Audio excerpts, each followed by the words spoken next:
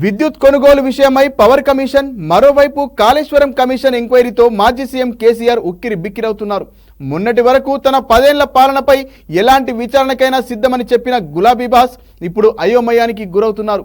విద్యుత్ కొనుగోళ్లు, భద్రాద్రి, యాదాద్రి పవర్ ప్లాంట్ల నిర్మాణాల్లో అవకతవకలు తేల్చేందుకు ఏర్పాటైన జస్టిస్ నరసింహారెడ్డి కమిషన్ ఇప్పటికే కేసీఆర్కు 2 సార్లు నోటీసులు జారీ చేసింది. బీఆర్ఎస్ అధినేత, తెలంగాణ మాజీ సీఎం కేసీఆర్ విద్యుత్ కొనుగోళ్లు, భద్రాద్రి, యాదాద్రి పవర్ ప్లాంట్ల నిర్మాణాల్లో అవకతవకలు జరిగాయన్న ఆరోపణలు ఎదుర్కొంటున్నారు. మరోవైపు కాళేశ్వరం కమిషన్ ఎంక్వైరీతో మాజీ సీఎం కేసీఆర్ ఉక్కిరి బిక్కిరవుతున్నారు. 10 ఏళ్ల పాలనపై విచారణకు సిద్ధమని చెప్పిన కేసీఆర్ కమిషన్ల విచారణలతో సతమతమవుతున్నారు.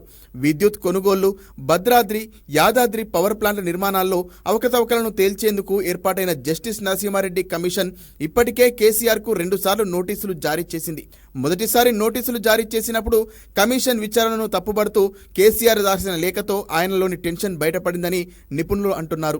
ఆధారాలను క్రాస్ చెక్ చేసుకోవడంతో పాటు ఏమైనా వివరాలు ఉంటే కమిషన్ ముందుకొచ్చి ఇచ్చేందుకు అవకాశం ఇస్తున్నామని కమిషన్ 2సారి నోటీసులు జారీ చేయగా ఆ వెంటనే కేసీఆర్ హైకోర్టుకు వెళ్లారు. దీంతో కమిషన్ల ఎంక్వైరీ విషయంలో కేసీఆర్కు క్లారిటీ వచ్చిందని, వాటి ఆర్డర్లు తనకు ప్రమాదకరంగా మారే అవకాశం ఉందని ఆయనకు అర్థమైందన్న ప్రచారం జరుగుతోంది. మరోవైపు కాళేశ్వరం కమిషన్ కూడా కేసీఆర్కు నోటీసులు ఇచ్చే అవకాశం ఉండటంతో పరిస్థితులు మరింత కఠినంగా ఉంటాయనే అవగాహన కేసీఆర్కు లేకపోలేదు. బీఆర్ఎస్ ఎమ్మెల్యేలు, లీడర్లతో నిత్యం అందుబాటులో ఉంటున్నట్టు తెలుస్తోంది. ఏదైనా జరిగితే ఆందోళనలకు సిద్ధంగా ఉండాలని బీఆర్ఎస్లోని తన సన్నిహితులకు కేసీఆర్ ఇప్పటికే సూచించినట్లు సమాచారం.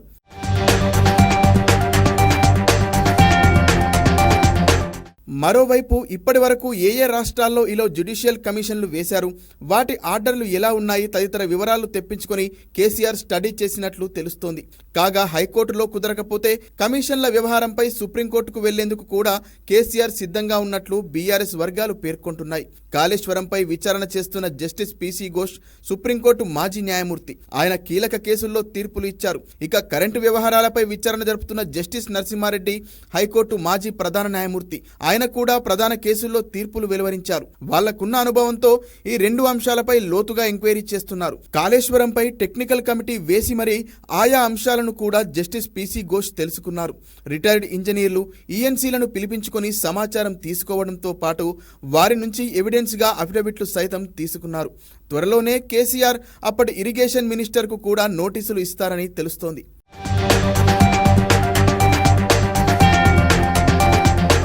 ఇక ఛత్తీస్గఢ్తో విద్యుత్ కొనుగోలు ఒప్పందాల వల్ల జరిగిన నష్టం, భద్రాద్రి, యాదాద్రి థర్మల్ పవర్ ప్లాంట్ల నిర్మాణ పనుల్లో జరిగిన అవకతవకలపై జస్టిస్ నరసింహారెడ్డి కమిషన్కు ఇప్పటికే క్లారిటీ వచ్చినట్లు తెలుస్తోంది. అందులో భాగంగానే సాక్ష్యాధారాలను క్రాస్ చెక్ చేసుకోవాలంటూ కేసీఆర్కు నోటీసులు పంపినట్లు అధికార వర్గాల్లో చర్చ జరుగుతోంది. కాగా 2 కమిషన్లు విచారణను వేగవంతం చేశాయి. 2014 నుంచి గత బీఆర్ఎస్ ప్రభుత్వం ఇచ్చిన జీవోలు, సర్క్యులర్లు, మెమోలు, ఒప్పంద పత్రాలను పరిశీలించడంతో పాటు ఓరల్ ఆదేశాలతో ఏవైనా పనులు జరిగితే అవి ఎవరు చెబితే చేశారని వివరాలను కూడా కమిషన్లు రికార్డు చేస్తున్నాయి. కాళేశ్వరంపై ఏర్పాటైన జస్టిస్ పీసీ ఘోష్ కమిషన్ గడువు ఈ నెలాఖరుతో ముగియనుంది. దీంతో మరో 2 నెలలు గడువు పొడిగించాలని ప్రభుత్వం నిర్ణయం తీసుకుంది. ఈ మేరకు త్వరలోనే ఉత్తర్వులు ఇవ్వనున్నట్లు తెలిపింది. ఇక జస్టిస్ నరసింహారెడ్డితో ఏర్పాటు చేసిన పవర్ కమిషన్ గడువు కూడా ఇంకో నెల పెంచనున్నారు. దీంతో 2 కమిషన్లు మరింత లోతుగా ఎంక్వైరీ చేసి ఆర్డర్లు ఇవ్వనున్నాయి.